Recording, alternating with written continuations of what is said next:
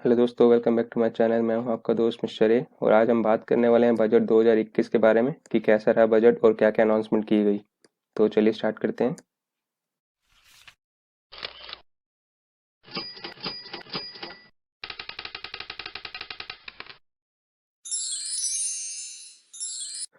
तो दोस्तों, बजट 2021 1 फरवरी 2021 को हमारी फाइनेंस मिनिस्टर निर्मला सीतारमण जी ने प्रेजेंट किया, जो कि इंट्रोडक्शन से शुरू हुआ। इसमें हमारी फाइनेंस मिनिस्टर ने बताया कि जिस कंडीशन में ये बजट प्रिपेयर किया गया है, ऐसा पहले कभी नहीं हुआ और किसी ने सोचा भी नहीं था लास्ट ईयर बजट के टाइम पर कि ऐसा इफेक्ट होने वाली है हमारी ग्लोबल इकोनॉमी। और फिर बताया कि लॉकडाउन करना कितना इंपॉर्टेंट था और लॉकडाउन के विद इन 48 आवर्स कैसे हमारे प्राइम मिनिस्टर ने 2,36,000 करोड़ की प्रधानमंत्री गरीब कल्याण योजना लॉन्च की थी। और भी चीज़ें कही, जैसे कि इंडिया क्रिकेट टीम के ऑस्ट्रेलिया में जीतना, कोविड की 2 वैक्सीन और lowest death rate in India. तो इंट्रोडक्शन पार्ट के बजट अनाउंस करने की बारी आई। दोस्तों, बजट दो पार्ट में अनाउंस किया गया, part A and part B. Part A जो कि पूरा आत्मनिर्भर भारत के ऊपर बेस्ड था, जिसमें उन्होंने बताया कि कैसे इस पार्ट में होने वाले proposal nation first, double farmer income and youth के लिए अपॉर्चुनिटीज लाने के संकल्प को स्ट्रेंथ देंगे। तो उन्होंने पार्ट ए को 6 पिलर्स में डिवाइड किया। पहला पिलर हेल्थ एंड वेलबींग, जिसमें उन्होंने 7 एरिया को फोकस किया और अनाउंसमेंट की। हेल्थ के ऊपर फोकस करते हुए कहा कि कैसे डिफरेंट डिफरेंट अभियान चलाए जाएंगे हेल्थ को ध्यान में रखते हुए, जिनमें से एक है प्रधानमंत्री आत्मनिर्भर स्वस्थ भारत योजना, जिसमें आने वाले 6 सालों में 64,180 करोड़ पर स्पेंड किए जाएंगे। बेटर न्यूट्रिशन के लिए मिशन पोषण 2.0 लॉन्च किया जाएगा। सबको वाटर सप्लाई मिले इसके लिए जल जीवन मिशन अर्बन लॉन्च किया जाएगा और घर घर में पानी कनेक्शन लगाए जाएंगे, जिसमें लगभग 2,87,000 करोड़ पर स्पेंड किए जाएंगे। स्वच्छ भारत स्वस्थ भारत के अंतर्गत द अर्बन स्वच्छ भारत मिशन 2.0 लॉन्च किया जाएगा, जिसमें वेस्ट मैनेजमेंट पर फोकस किया जाएगा। क्लीन एयर के लिए 42 अर्बन सेंटर को 2217 करोड़ देने का प्रपोज किया गया, जिससे वो एयर पोल्यूशन की प्रॉब्लम को टैकल कर सकें। Scrapping policy, pollution level check करने और एनवायरमेंट फ्रेंडली व्हीकल बनाने के लिए पर्सनल व्हीकल को 20 साल और कमर्शियल व्हीकल को 15 साल के बाद फिटनेस टेस्ट के लिए ले जाना होगा। एंड लास्ट वैक्सीन, जिसमें उन्होंने कहा कि कोविड वैक्सीन को जल्द से जल्द सभी को प्रोवाइड करने के लिए 35,000 करोड़ प्रोवाइड किए गए हैं और ज़रूरत पड़ने पर और भी प्रपोज किए जाएंगे। अब आते हैं सेकंड पिलर पे, physical and financial capital and infrastructure, जिसमें फाइनेंशियल एंड इंफ्रास्ट्रक्चर पर फोकस किया गया कि कैसे इंफ्रास्ट्रक्चर डेवलपमेंट के लिए फंड इकट्ठा किया जाएगा। तो इस पिलर में ऐसे ही कुछ 20 कैटेगरी को कवर किया है हमारे फाइनेंस मिनिस्टर ने, जो कि आप यहाँ देख सकते हैं। इनमें से कुछ के बारे में बताना चाहूँगा, जैसे कि प्रोडक्शन लिंक इंसेंटिव स्कीम, जिसमें मैन्युफैक्चरिंग सेक्टर को ग्लोबल चैंपियन बनाने के लिए अगले 5 सालों में लगभग 1,97,000 करोड़ प्रोवाइड करने के प्रपोज किया गया। एसेट मोनेटाइजेशन, गवर्नमेंट ने नए इंफ्रास्ट्रक्चर कंस्ट्रक्शन के लिए फंड कलेक्ट करने के लिए ऑपरेटिंग पब्लिक इंफ्रास्ट्रक्चर एसेट को मोनेटाइज करने या कहीं बेचने का प्लान किया है और एक नेशनल मोनेटाइजेशन पाइपलाइन बनाई जाएगी और एक डैशबोर्ड भी क्रिएट किया जाएगा इस मोनेटाइजेशन प्रोग्रेस को ट्रैक करने और इन्वेस्टर्स एसेट्स को देख सकें उनकी विजिबिलिटी के लिए। Road and highway infrastructure, 3500 kilometre का नेशनल हाईवे तमिलनाडु में, 1100 किलोमीटर का नेशनल हाईवे केरला में और 675 किलोमीटर का हाईवे वेस्ट बंगाल में बनाने का प्लान किया जा रहा है और 19,000 करोड़ का एक national highway work already progress में है आसाम में। फिर petroleum and natural gas, under Ujjwala scheme 8 crore परिवार ऑलरेडी बेनिफिटेड हो चुके हैं, जो कि अब 1 करोड़ और बढ़ा दिया गया है, यानी 1 करोड़ परिवार को और इस स्कीम के अंडर गैस कनेक्शन दिए जाएंगे। 100 डिस्ट्रिक्ट को ऐड किया जाएगा अगले 3 सालों में और गैस पाइपलाइन प्रोजेक्ट को जम्मू कश्मीर की यूनियन टेरिटरी तक भी ले जाया जाएगा।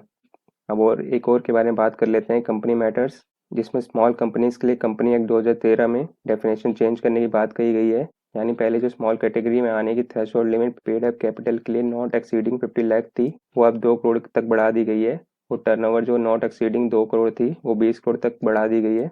यानी अगर आप इस कैटेगरी में फॉल करेंगे तो आप as a small company consider की जाएंगी और काफ़ी कंप्लाइंसेस से बच जाएंगे।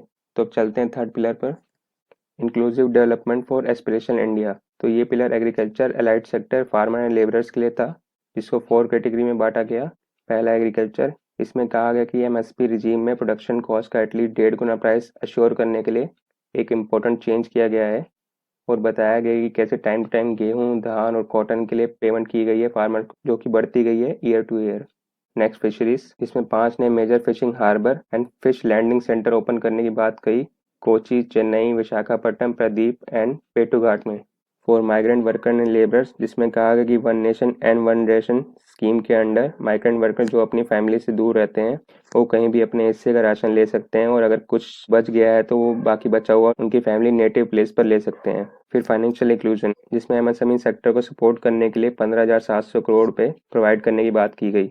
अब चलते हैं नेक्स्ट पिलर पर, फोर्थ पिलर, री इनवाइग्रेट ह्यूमन कैपिटल।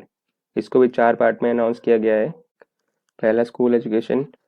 15,000 स्कूलों को नई एजुकेशन पॉलिसी के हिसाब से स्ट्रेंथन किया जाएगा और 100 नए सैनिक स्कूल खोले जाएंगे एनजीओ एंड प्राइवेट स्कूल के साथ पार्टनरशिप करके। हायर एजुकेशन, लद्दाख में हायर एजुकेशन एक्सेसिबल करने के लिए लेह में एक सेंट्रल यूनिवर्सिटी खोली जाएगी। Next, SC and ST welfare. Tribal area में 750 एकलव्य मॉडल रेजिडेंशियल स्कूल खोलने का टारगेट है गवर्नमेंट का और 35,219 करोड़ अलॉट किए जाएंगे अगले 6 सालों तक 4 करोड़ एससी स्टूडेंट को बेनिफिट करने के लिए। Last, skilling. अप्रेंटिस एक्ट को अमेंड किया जाएगा और existing national apprentice training scheme को रीअलाइन किया जाएगा ताकि post education apprentice and training provide की जा सके ग्रेजुएट एंड डिप्लोमा होल्डर्स को। Fifth pillar, innovation and research and development, जिसमें कहा गया कि प्रपोज स्कीम जो कि डिजिटल पेमेंट को प्रमोट करेगी उसके लिए 1500 करोड़ का फाइनेंशियल इंसेंटिव प्रोवाइड किया जाएगा। NSIL डिपार्टमेंट ऑफ स्पेस के अंडर में PSLV CS51 लॉन्च एग्जीक्यूट करेगा, जिसमें वो ब्राज़ील की अमेजोनिया एंड इंडिया की कुछ स्मॉल सैटेलाइट्स को कैरी करेगा और under Gaganyaan mission activity astronaut train किए जा रहे हैं। Sixth pillar, minimum government maximum governance, जिसमें कहा गया कि 2021 इंडिया की सेंसस डिजिटली होगा जो कि इंडिया की हिस्ट्री में कभी नहीं हुआ होगा। ऑल्सो गोवा अपनी गोल्डन जुबली मना रहा है इस साल, इसलिए उनके लिए 300 करोड़ ग्रांट किए गए और 1000 करोड़ वेस्ट बंगाल एंड असम में टी वर्कर स्पेशली वुमेन और उनके चिल्ड्रन के लिए प्रपोज किए गए हैं। तो यहाँ पार्ट ए खत्म हो गया, उसके पार्ट बी स्टार्ट हुआ। तो पार्ट बी के अंदर 2 सेक्शन इंक्लूड किए गए, पहला डायरेक्ट टैक्स और दूसरा इनडायरेक्ट टैक्स। तो पहले डायरेक्ट टैक्स के बारे में बात करते हैं। इसमें टोटल 14 अनाउंसमेंट की गई। रिलीफ टू सीनियर सिटीजन, यानी जो लोग 75 साल और उसके ऊपर हैं और उनका इनकम सिर्फ बैंक इंटरेस्ट और पेंशन से ही होता है तो उनके लिए इनकम टैक्स रिटर्न भरना जरूरी नहीं होगा। ये सीनियर सिटीजन के ऊपर से थोड़ा कंप्लायंस बर्डन कम करने के लिए किया गया है, लेकिन ऐसा नहीं है कि उनको इनकम पर टैक्स ही नहीं देना पड़ेगा। उनका टैक्स जो होगा वो बैंक ही डिडक्ट करके उनके ब्याह पर गवर्नमेंट को जमा कर देगा।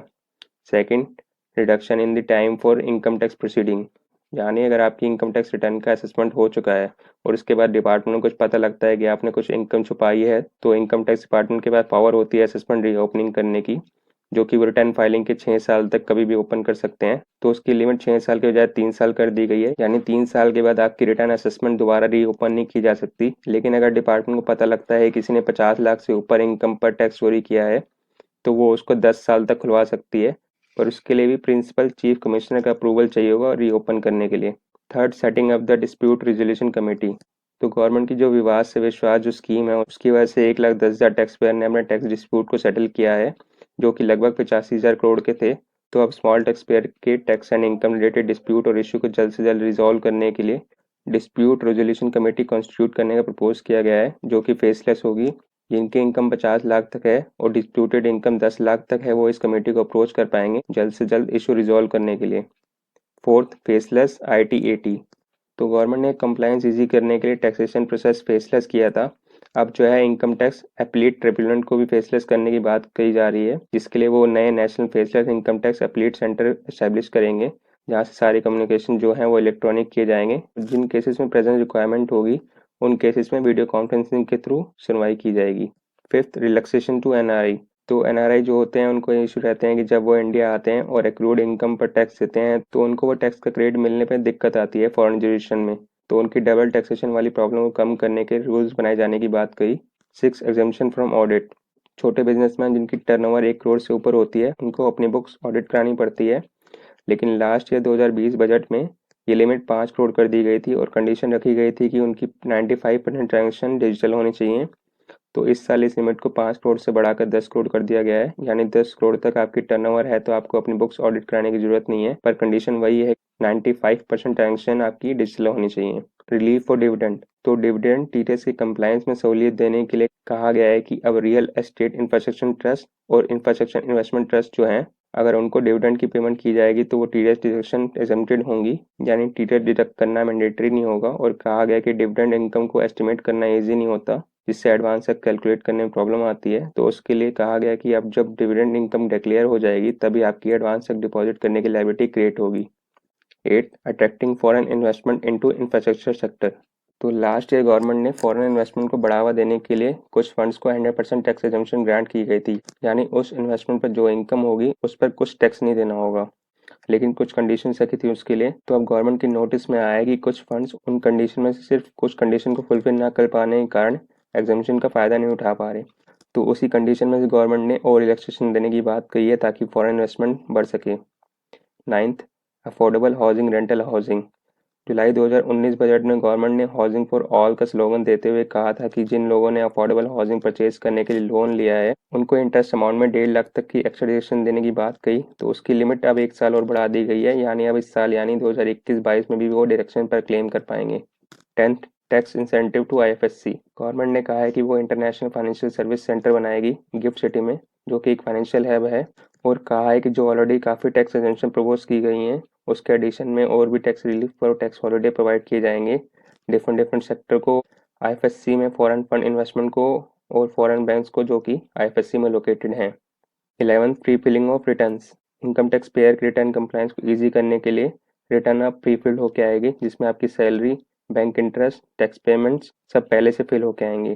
12th, relief to small trust जिनकी एनुअल पेमेंट रिसिप्ट 1 करोड़ से ऊपर नहीं जाती, जैसे कि charitable trust, education institution and hospital, उनको अप्रूवल रेटेड और डिफरेंट डिफरेंट तरीके के जो कंप्लायंसेस होते हैं उसकी एग्जेम्पशन थी।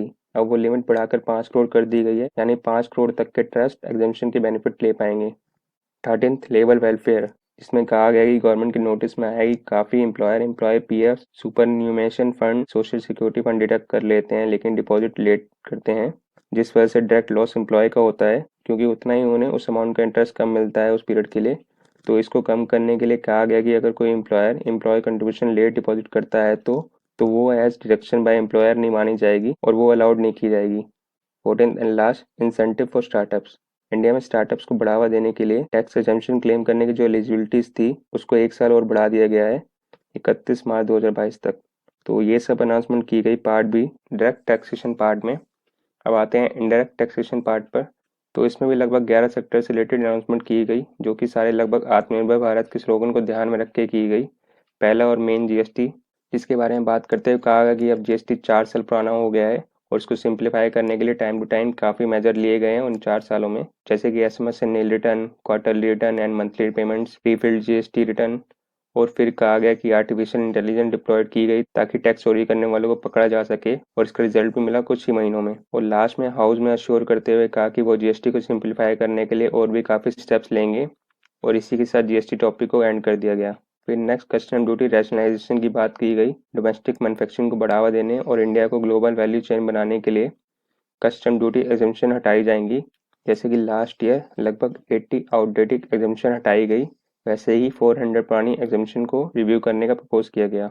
इलेक्ट्रॉनिक मोबाइल फोन इंडस्ट्री के लिए कहा गया कि डोमेस्टिक इलेक्ट्रॉनिक प्रोडक्ट की मैन्युफैक्चरिंग काफ़ी बढ़ गई है और हम चार्जर और मोबाइल एक्सपोर्ट भी कर रहे हैं, तो डोमेस्टिक वैल्यू बढ़ाने के लिए चार्जर और मोबाइल के ऊपर से कुछ एग्जम्पशन हटाई जाएंगी और कुछ मोबाइल के पार्ट जिन पर नील टैक्स रेट है उसको 2.5% किया जाएगा। 4th, iron and steel industry.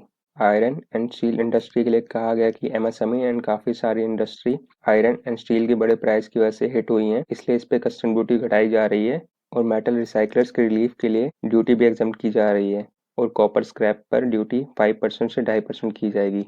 Textile sector employment बहुत जनरेट करता है और इकोनॉमी को बहुत कंट्रीब्यूट करता है, इसलिए रॉ मटेरियल्स पर ड्यूटी को रैशनलाइज किया जाएगा।